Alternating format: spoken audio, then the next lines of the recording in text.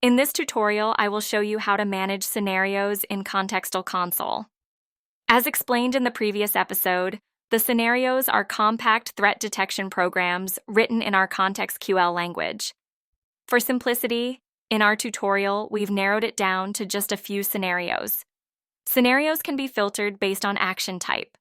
You can use search to locate the scenario you're looking for.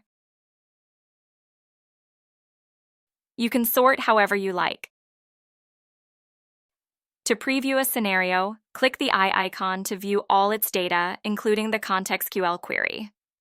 If you want to apply changes to a scenario, click the pencil icon to edit. You can change any field, and the interface will display both the original creation date and the last modified date. As you already know, you can import scenarios and export them too. The exported scenario will be in a user-friendly JSON format.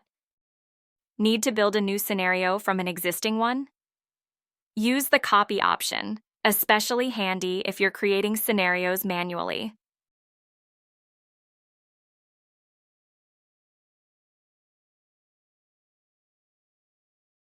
If a scenario is no longer needed, just hit delete to remove it from future detection runs.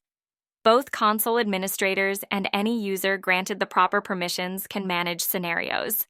We'll cover roles and user management in a future tutorial. Thanks for watching. See you in the next video.